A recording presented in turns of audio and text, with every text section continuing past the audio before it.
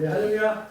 네, 오늘 부활절을 맞이해서 부활 감사 축제 예배를 드리고 있습니다. 오늘 예배 어떤 예배라고요? 부활 감사 축제. 네, 부활을 감사하기도 하지만 이 부활의 기쁜 소식을, 그 행복감을 많이 누릴 수 있는 그 축제 예배가 오늘의 예배인 줄로 믿습니다. 아멘.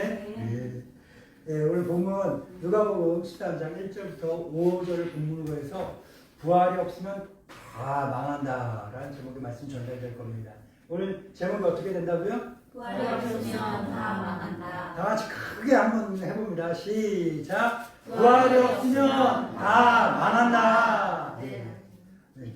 이 제목의 말씀 전달될 때 하늘이 활짝 열려서 하나님의 사랑과 은혜와 능력과 복이 그리고 주님의 다함이 없는 그분의 그 지혜와 지식과 기쁨과 평화가 함께 전달되고 충만해질 줄로 믿습니다. 아멘. 다 망한다. 입에 짝짝 붙지 않나요? 이게 입에 짝짝 붙으면 젊은 사람. 입에 짝짝 붙지 않나요? 예, 왜냐하면 우리 아이들, 어린애들 보면요. 뭐만 했다, 뭐 실수만 했다, 뭐 그러면 그래요. 뭐라 그래요? 망했다. 망했다는 거예요. 아유, 저는 나름 나이가 든 사람이라고 그런지 몰라도 아니 그 망했다 애들이 조그만 애들이 망했다 아니 흥망했다 막 완전 다 망했어 막 그렇게 이야기하는 게 너무 듣기 안 좋은 거예요. 야, 왜 그거 뭐 다 망했냐? 망한 거 아니다. 그런데 오늘은요 진짜 망하는 게 뭔지 한번 알려드릴게요. 그리고 동시에 진짜 망하지 않고 성공하는 게 뭔지도 알려드리도록 하겠습니다. 예수 그리스도께서 바람이 불어오는 거, 해가 칠 때 빨갛게 하늘에 물드는 걸 뭐라고 그러죠? 전문 용어로 석양이라 하죠. 노을, 석양. 노을을 보고 석양을 보고 또 하늘에 새들이 갑자기 낮게 나는 거 이런 걸 보고 땅에 개미들이 갑자기 줄지어서 어디를 이동하는 걸 보고 뭘 알 수 있죠? 날씨가 어떻게 변하는지 알 수 있는 그런 지각을 갖고 있고 그 지혜를 갖고 있잖아요. 그걸 보고서 예수님은 뭐라 하셨을까요? 이야, 똑똑하다. 훌륭하다 하면서 칭찬하시고 인정하시고. 하지만 예수 그리스도께서는 눈에 보여지는 이런 현상들을 통해서 사람의 능력으로 날씨를 좌지우지할 수 있어요? 있어요? 우리 세준 형제가 저기 전라도 쪽에 광주, 목포 쪽에 가뭄이 심한데 세준이 갖고 저기 비 좀 내려야겠다 하면 비 와요? 저기 홍수나 돼갖고 비 좀 그쳐야겠다 해 좀 나야겠다 하면 와요? 아니요. 할 수 있어요? 100살 먹어도 할 수 있을까요? 없어요. 사람의 능력으로 할 수 있을까요? 사람의 능력으로 할 수 있어요? 없어요. 사람의 능력으로 할 수 없는 걸 사람들은 어떻게 알죠? 눈에 이렇게 딱 보면 알잖아요. 제가 어릴 때 서울특별시에 살고 있었습니다. 서울특별시 살고 있었는데 집 앞에 개천이 하나 흐르고 있었어요. 지금은 그 개천 위로 큰 고가 도로가 생겼어요. 예, 생겼는데 어릴 때 이렇게 나가서 보면은 봄이 되면 제비가 날아다닙니다. 여름에도 제비가 날아다녀요. 기억나요? 안 나요? 가을에도 제비가 날아요. 겨울에 제비가 안 날아요. 근데 봄에, 여름에, 가을에 제비가 날다가 개천 물에다가 슉 들어갔다 나와요. 그러면은 가까이에서 한 12m, 10m, 20m 정도 떨어진 곳에서 제비가 날고 지금보다 시력이 훨씬 더 좋았던 때니까 제비가 물에 처박았다가 나오면 꼭 모양새가 달라져 있는 걸 보이는 거야. 입에 뭘 물고 있어. 먹이를. 그런 걸 보고 있었는데 가끔 가다가 이 제비들이 저 높은 하늘에 날지 않고 이렇게 낮게 날고 있어요. 그러면 어김없이 비가 오더라. 눈에 보이는 이런 현상들을 통해서 앞으로 날씨가 어떻게 변하겠구나라는 걸 짐작하고 또 알고 짐작하고 알았으니까 어떻게 해요? 준비할 수 있죠. 예, 이러한 능력을 갖고 있으면서도 지금 눈앞에 벌어지고 있는 이 사회적인 현상, 이 변화, 이런 현상들을 보면서 앞으로 이 세대가, 이 사람들이 하나님 앞에 어떠한 상을 받게 될지, 또한 어떠한 벌을 받게 될지, 그것을 짐작하고 알고 깨닫고 준비하지 않고 있는 그런 사람들을 가리켜 미련하고 어리석은 사람들이다 라고 꾸짖습니다. 더 나아가서 현 시대 일어나고 있는 이런 현상들, 이런 상황들을, 환경들을 보고서 앞으로 일어날 것들을 준비하는 걸 넘어서서, 그걸 또 넘어서서 예수 그리스도께서 나귀를 타고, 아니죠, 나귀 새끼를 타고 예루살렘 성으로 입성하는 이 모습, 한 장면의 사진을 쫙 보고 나서 이분이 누군 줄 알아야 돼요. 메시아. 뭐라고요? 메시아. 예수님이, 다시 한번 퀴즈를 냅니다. 맞춰보세요. 예수님이 나귀 새끼를 타고 예루살렘 성에 들어오는 요 장면을 하나 사진 딱 찍어서 보면 예수님이 세 글자로 누구라는 걸 알 수 있어요? 메시아. 그래요, 메시아. 네 글자로는 그리스도예요. 네 글자로는 그리스도. 예수님이 메시아를 알 수 있는 거예요. 근데 예수님이 들어오는 걸 봤죠? 사람들이. 봤어요? 못 봤어요? 봤어요. 그럼 알 수 있어요? 없어요? 알 수 있어요. 근데 보고도, 봐서 알 수 있는데, 알았으면 뭐예요? 준비해야 되잖아요. 비가 온다는 걸 알죠? 비가 올 거라는 걸 알잖아요? 그러면 나가야 돼요? 우산 없이? 아니, 우산을 챙기든가, 비옷을 챙기든가, 장화를 챙기든가, 아니 차를 타든가, 어떤 준비를 해야 된다는 거예요. 아무 준비 없이 있으면 안 되는 겁니다. 예수님은 날씨를 알고, 짐작해서 알고, 모든 걸 준비할 수 있는 그런 능력을 갖고 있으면서도 예수님이 오시는 걸 보고서 메시아다, 그리스도라는 걸 알고서도 믿지 않는 그런 사람들을 꾸짖는 겁니다. 그 사람들에게 아주 무서운 경고의 말씀을 하신 겁니다. 사랑하는 우리 성도들은 참 생명을 차지하고 당당하게 하나님 나라 백성으로 살아갈 수 있는 그런 믿음을 갖고 있는 줄 믿습니다. 무슨 믿음일까요? 무슨 믿음일까? 일말의 의심 없는 확실한 믿음, 온전한 믿음. 뭐라고요? 일말의 의심 없는 확실한 믿음, 의심 없는 믿음. 이런 온전한 믿음, 이런 확실한 믿음, 온전한 믿음으로 믿음의 싸움에서 싸워서 이겨야 돼요. 아멘? 다른 싸움은 지난주에 말씀에, 다른 싸움은 져도 된다고 했어요? 안 했어요? 했어요. 다른 싸움은 져도 돼요. 다른 싸움은 질 수도 있다고 했어요? 안 했어요? 했어요. 그런데 꼭 이겨야 되는 싸움이 있다고 그랬어요. 무슨 싸움이요? 믿음의 싸움. 왜 그렇죠? 맞아요. 믿음의 싸움. 믿음의 싸움만큼 꼭 이겨야 된다는 거예요. 왜? 믿음의 싸움을 이겨야 나도 천국 가고 생명을 얻어서. 아멘? 나랑 믿음의 싸움에서 진 사람은 이긴 사람만 들어야 되죠? 그게 국룰이잖아. 그쵸? 그게 상식이에요.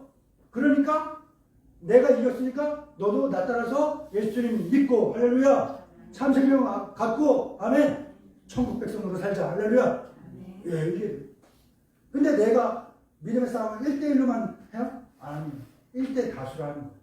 여러 사람과 믿음의 싸움을 싸워서 우리는 다른 싸움 다 해도 무슨 싸움만큼은 이겨야 된다고요? 믿음의 싸움만큼 이겨서 나도 생명 얻고 나도 천국 가고 그 사람들도 생명 얻고 그 사람들도 천국 가고 할렐루야. 그래서 우리는 믿음의 싸움만큼 반드시 이겨야 될 줄로 믿습니다. 우리 모두가 나와 내 가족들과 우리 모든 지인들과의 믿음의 싸움에서 반드시 승리하여 참 생명을 차지하고 구원받을 수 있는 성도들이 되기를 주님으로 축원합니다. 예수 그리스도께서 이 모든 것 다 보고 알고 준비하지 않는 사람들에게 엄하게 경고의 말씀을 전하고 있을 이때 어떤 사람들이 예수님께 이야기를 합니다. 어떤 이야기를 했을까? 빌라도 총독이 얼마 전에 성전에 와서 하나님께 예배드리기 위해서 꼭 필요한 게 뭐예요? 재물. 그래요. 누가 그랬어요? 100점. 자, 재물. 그래요. 재물 100점. 하나님께 예배드리려면 꼭 뭐가 있어야 돼요? 재물이 있어야 되는 거예요. 그래서 이 재물은 이 이스라엘 사람들 어떤 누구도 함부로 대해서는 안 되는 거예요. 귀하게 여겨야 돼요. 왜? 내가 쓸 게 아니라 하나님이 쓸 거고, 내가 가질 게 아니라 누가 가질 거예요? 하나님이 가질 거기 때문에 재물은, 하나님께 드릴 재물은 특별히 소중하고 귀하게 여겨요. 이 재물을 가지고서 누가 함부로 말해서도 안 되는 거야. 왜? 내가 받을 게 아니라 누가 받을 거기 때문에 하나님이 받을 거기 때문에. 하나님. 그래서 이스라엘 백성들에게, 유대인들에게 하나님께 드린 재물은요, 극히 거룩한 거예요. 그 누구도 그 존엄성을 훼손할 수 없는 거예요. 그런데 이 빌라도 총독이 얼마 전에 유대인들 중에 어떤 사람들이 하나님께 성전에 와서 그 예배 드리면서 제물을 드리는데, 빌라도 총독이 군사들을 이끌고 성전에 들어가고 이 제사 드린 사람들 죽였어. 사람이 죽으면 몸에서 뭐가 나와요? 보물이 나오죠. 금과 은과 다이아몬드 이런 거 아니죠? 뭐가 나와요? 피가 나와요. 이 피를, 이 빌라도 총독이 이 죽은 사람들의 피를 이 죽은 사람들이 들으려고 했던 그 재물에다 그냥 뿌려버렸어. 회수시켜버려 막 쳐바른 거야. 그러니까 하나님께 드려야 되는 이 재물이 훼손됐죠. 예물을 드리는 이 제사 드리는 사람들도 죽임도 당했지만 굉장한 모욕을 겪은 거예요. 모욕을. 수치스러워. 근데 이 사람들만이 아니라 아까 뭐라고 그랬어요? 이스라엘 사람들 전체가 그랬잖아요. 유대인들은요, 그 누구 하나 할 것 없이 하나님께 드리는 재물에 대해서 그렇게 해야 되는데 그 누구도 훼손할 수 없는 건데 빌라도 총독이 이 사람들의 재물을 피를 처발함으로써 뭐 했어? 훼손하는 거예요. 모욕한 거예요. 이 사람들만 모욕한 게 아니라 누구를 모욕한 거예요? 이스라엘 민족 전체를 모욕한 거고 수치스럽게 한 거고, 더 나아가 이스라엘 민족의 하나님 되시는 여호와 하나님까지도 모욕하는 거예요. 이런 일이 있었어요. 자, 이런 일이 있었어요. 어떤 사람들이 예수님과 가서 이 사건에 대해서 이 뉴스에 대해서 이 이슈에 대해서 이야기하는 거야. 이 일이 있었는데 이 일에 대해서 예수님 어떻게 생각하십니까? 당신의 의견은 무엇입니까? 라고 묻는 거예요. 이 묻는 사람들의 의도가 너무나 빤해요. 어떤 거예요? 분명히 이거 우리가 들어도 어때요? 기분이 나쁘죠? 나빠요? 나빠요. 근데 그 사람들이었다면 어떨까요? 눈이 돌아가는 일인 거예요. 눈이 돌아가는 일. 예수님도 같은 민족이기 때문에 이 이야기를 듣고 나서 당연히 피가 거꾸로 치솟는 그러한 분노가 있어야 되는 거예요. 이 사람들의 질문의 의도는 뻔해요. 예수님이 이 이야기를 듣고서 그 자리에서 분노가 치밀어 오르던가 이 반로마적인 그런 발언을 한다던가 할 수 있도록 유도하는 그런 의도가 뻔했다는 거예요. 한번 같이 한번 읽어볼까요? 누가복음 13장 1절입니다. 시작. 그때 두어 사람이 와서 빌라도가 어떤 갈릴리 사람의 피를 그의 재물에 섞은 일로 예수께 아뢰니. 아멘. 예수님은요 말하지 않아도 표현하지 않아도 사람의 마음속의 생각이 의도가 어떤지 다 아시는 분이세요. 아멘. 그래서 하나님 못 속여요. 예수님 속이려고 하면 안 돼요. 알았죠? 예. 그러니까 예수님께서 와서 물어보는 사람들의 말과 의도가 다르다는 걸 알잖아요. 그러니까 거기에 걸려들까요? 안 걸려들까요? 안 걸려들까요? 오히려 그 성전에서 죽임당한 그 모욕을 당한 그 사람들의 죄가 다른 많은 사람들의 죄보다 더 많아서 그러냐? 아니다 라는 걸 역설하십니다. 이어지는 말씀 읽어봅니다. 누가복음 13장 2절 3절입니다. 시작. 대답하여 이르시되 너희는 이 갈릴리 사람들이 이같이 해받음으로 다른 모든 갈릴리 사람보다 죄가 더 있는 줄 아느냐? 너희에게 이르노니 아니라. 너희도 만일 회개하지 아니하면 다 이와 같이 망하리라. 아멘. 이어서 예수님은 한 가지 이야기를 더 하십니다. 예루살렘에 가게 되면요, 예루살렘 성벽이 있고요, 지금 많이 무너지고 사라지고 했던 것들이 있는데 그 자리에 다시 사람 사는 집이 들어가고 그러긴 했지만 가보면 얼마든지 이제 그 흔적들을 찾아볼 수가 있는데요. 실로암 못이 있습니다. 예루살렘 성의 성전상에 세워진 예루살렘 성에 기드론 골짜기 쪽 남쪽 밑으로 해갖고 거기에 실로암 못이라는 곳이 있어요. 연못이. 히스기야 왕 시절에 외국 군대에 포위를 당해서 성 안에 갇혔으니까 물이 없는 거예요. 그 물이 없는 거를 만들어내기 위해서 저기 먼 곳에서부터 하수를 뚫어서 물길을 만들어갖고 인공적으로 만든 실로암 못이라는 곳이 있습니다. 실로암. 그 실로암 연못 위에 보면 높은 망대가 있어요. 망대가 뭐 하는 거예요? 보초들이 올라가서 멀리 쳐다보면서 무슨 일이 있는지 없는지를 감시하고 살피는 곳이 망대인 거예요. 그런데 때마침 이때 빌라도 총독이 어떤 공사를 시작을 했어요. 왜? 공사를 하게 되면 뭐가 있어요? 무슨 일이 일어나요? 뭐가 부수적으로 떨어지고 생기는 게 있어요. 뭐가 반드시 움직여야 돼요. 돈이 움직여야 돼요. 공사를 하게 되면 돈이에요.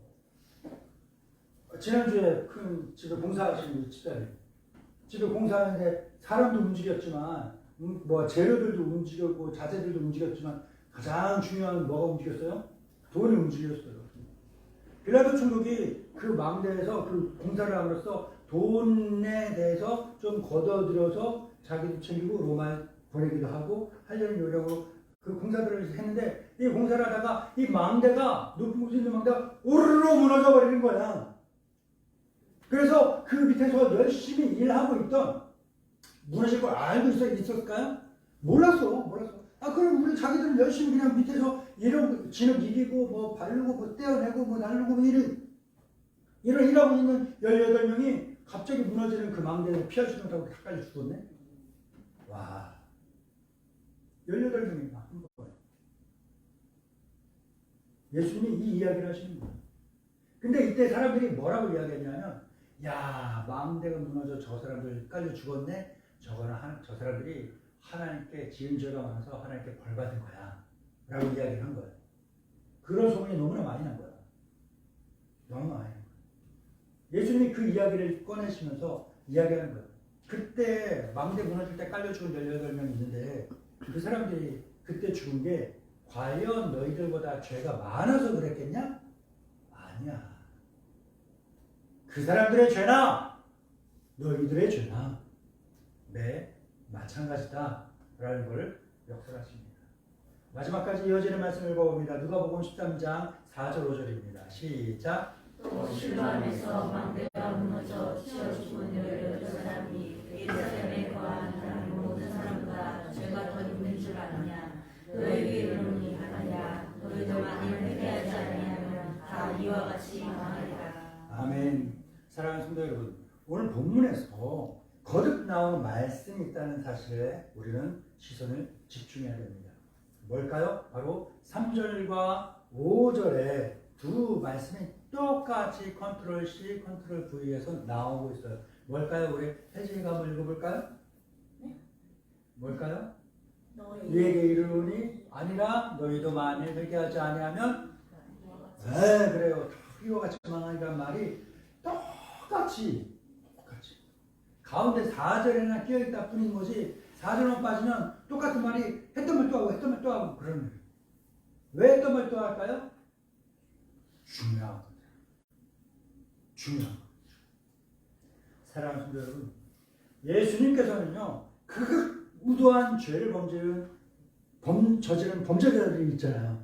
그 사람들이나 아니면 여러분 같은 평범한 사람들이나 아니면 여러분들보다 훨씬 더 훌륭하게 살고 있는 그런 사람들이 우리 사는 세계에는요 여러 부류의 사람들이 살고 있잖아요. 그렇죠? 그런데 예수님은요 이 모든 여러 부류의 사람들을 하나로 통째로 다 묶었어. 그래서 반으로 쫙 갈라서 둘로 나누었는데 어떻게 나눴냐 하면요 회개하는 사람들과 회개하지 않는 사람들로 나누어 놨다는 거예요.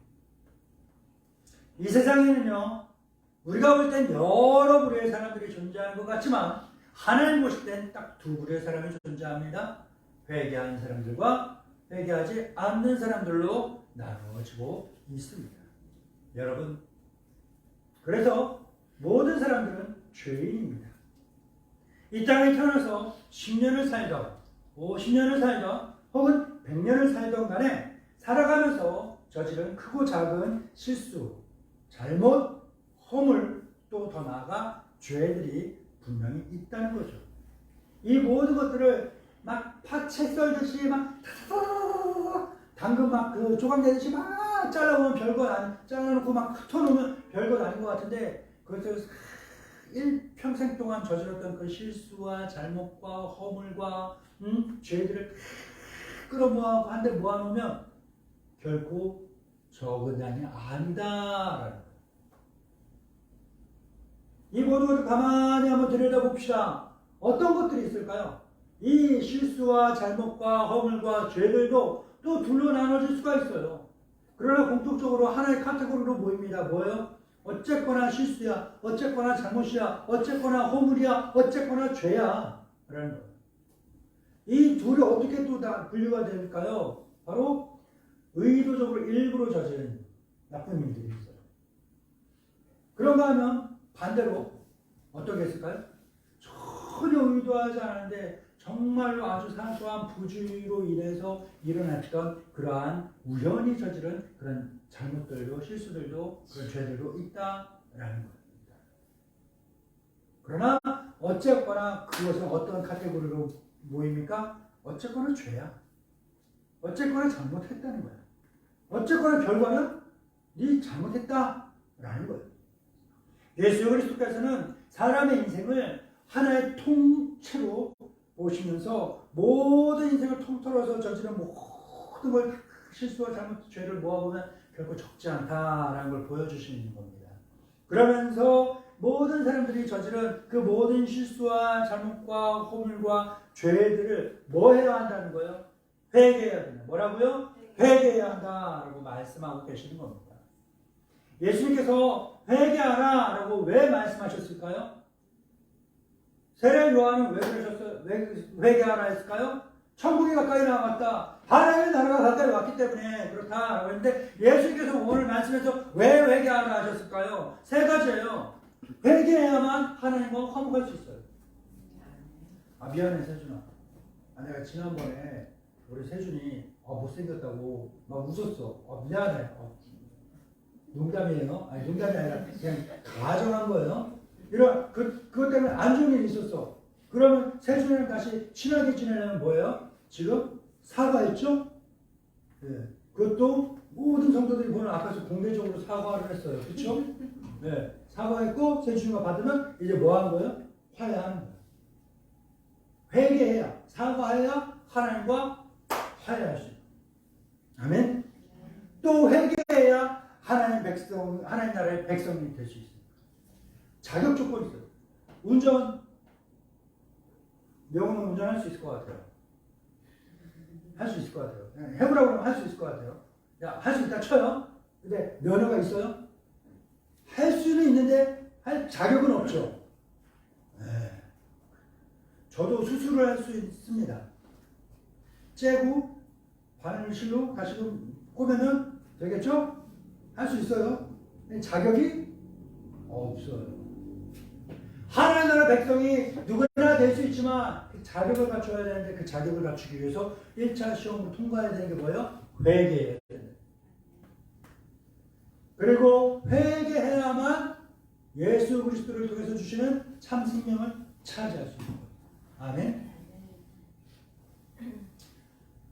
자, 목사님 여기에 주머니에 요즘 금값 비싸죠? 제가 아이들 둘을 키우면서 힘들고 어려울 때 팔아먹었어야 될 그 반지, 돌반지를 100일 돌 해갖고 애를 둘을 키웠으니 얼마나 많이 받았겠어요. 요 많은 주머니에 갖고 있어요. 자, 여러분. 자, 열고서 이렇게 뿌릴게요. 주시면 임자. 딱 했어. 여러분 주세요, 안 주세요? 안 주죠, 안 주죠. 안 주세요. 안 주세요. 안 주시면 뭐요? 안 주시면 그냥 있어요. 근데 주시면 회개하면 참 생명 내가 갖는 건데 회개하지 않으면 내가 눈앞에 떨어진 금덩어리들도 뻔히 보고 그냥 놔두는 거예요. 놔두는 회개해야 하는.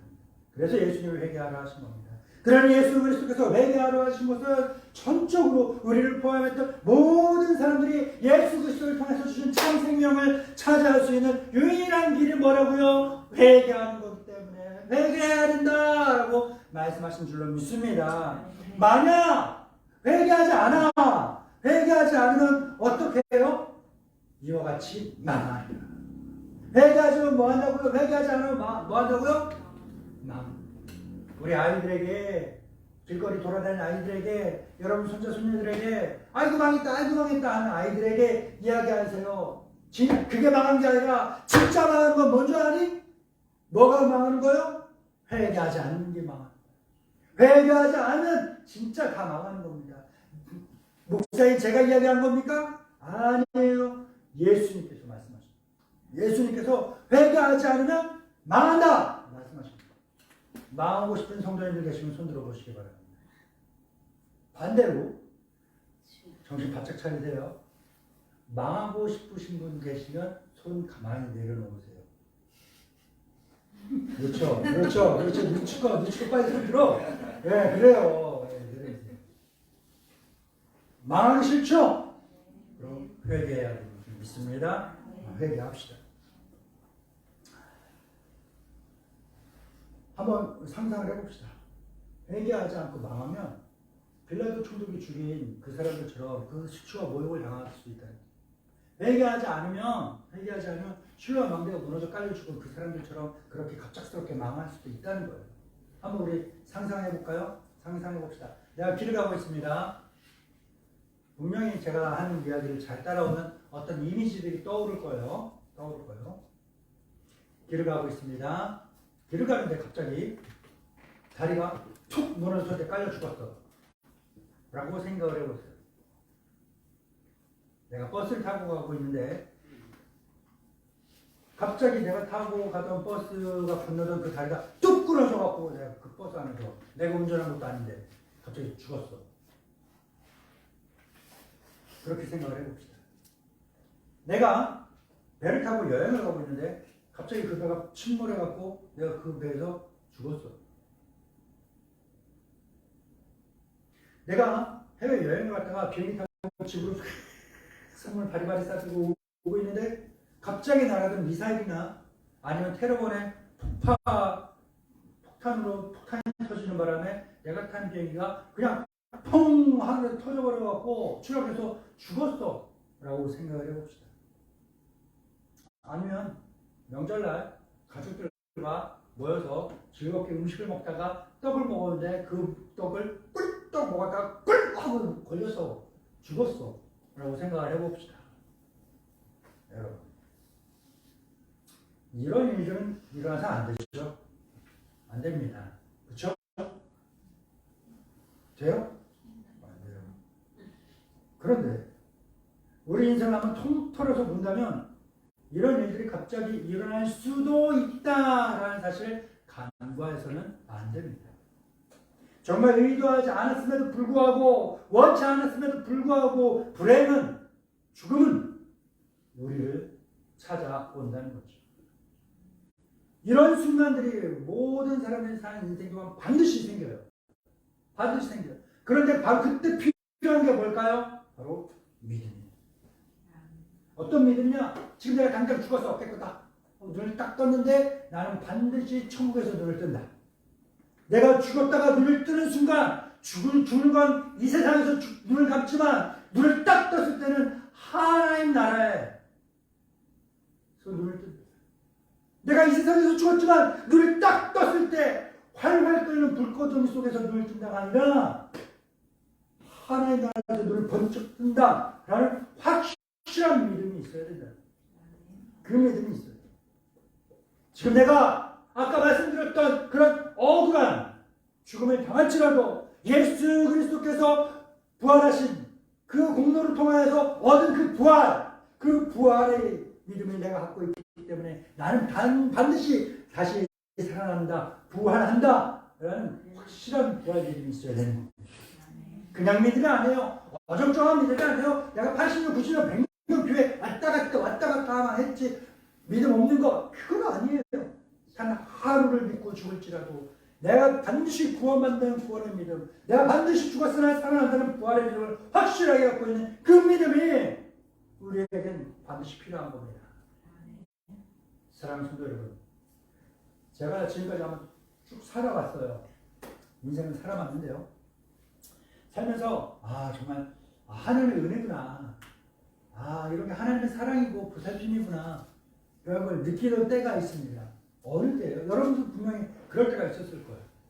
어느 때예요?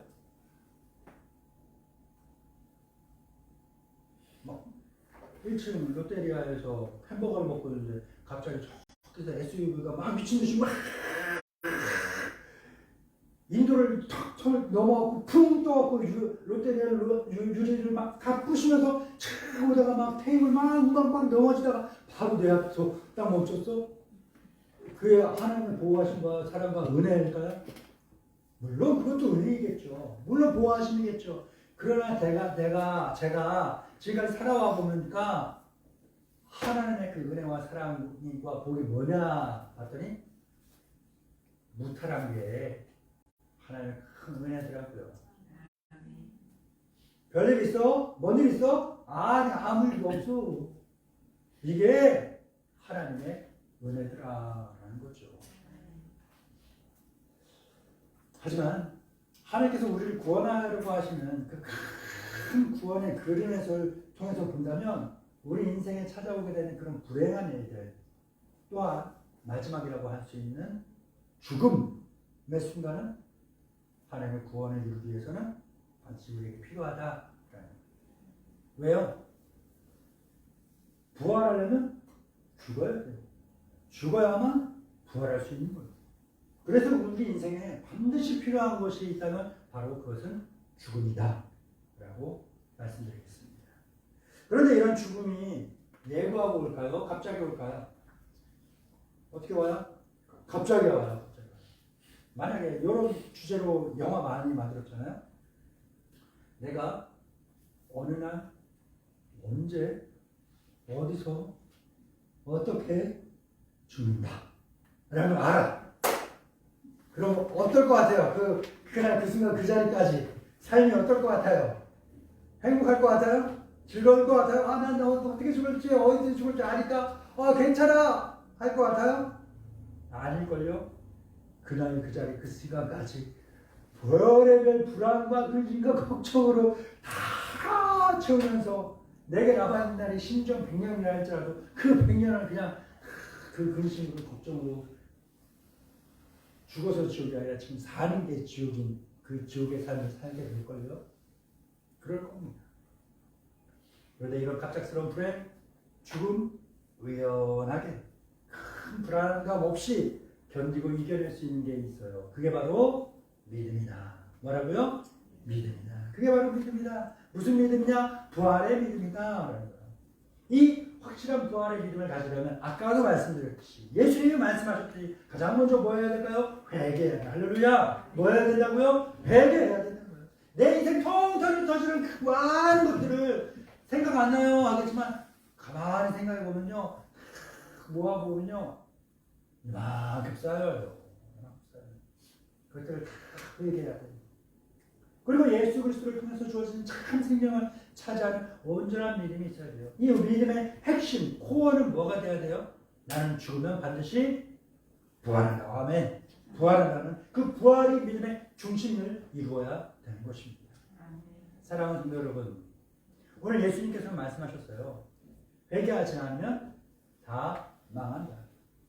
오늘 예수님은 모든 사람이 망한다라고 말하는 게 있어요. 뭐요? 죽는 거. 근데 사람들이 망하다라고 이야기하는 그 죽음을 오히려 망하게 만들어 버리신 분이 예수님이십니다. 그리고 죽음을 이기고 승리하셨습니다. 부활하셨습니다. 그래서 우리에게 부활의 확실한 증거를 보여주시고 증인이 되시고 부활의 첫 열매가 되셨습니다. 그리고 부활하신 예수님께서는 우리에게 다시금 말씀하십니다. 부활의 믿음을 가져라. 부활이 없으면 다 망한다. 2023년 부활 감사 축제 예배를 드리시는 사랑하는 우리 하늘소망교회 모든 성도들이 일말의 의심 없는 믿음, 확실한 믿음, 온전한 믿음, 부활의 믿음을 가짐으로 이생과 내생 모두 성공하는 성도가 되기를 죽으시고 부활하신 예수 그리스도 이름으로 축원합니다. 도시 하나님 아버지 감사합니다. 사랑하는 성도들에게 귀하고 복이는 말씀 주셨습니다. 이 말씀 잘 듣고 믿고 회개하게 하시고 참 생명 갖게 하시고 확실한 믿음, 온전한 믿음, 뚜렷한 부활의 믿음을 갖고 살게 하옵소서. 그래야 이생과 내생 영원히 승리하신 예수 그리스도처럼 우리도 영원히 승리하는 승리자의 반열에 올라가 승리자의 삶을 누릴 수 있게 하옵소서. 예수님의 이름으로 기도합니다.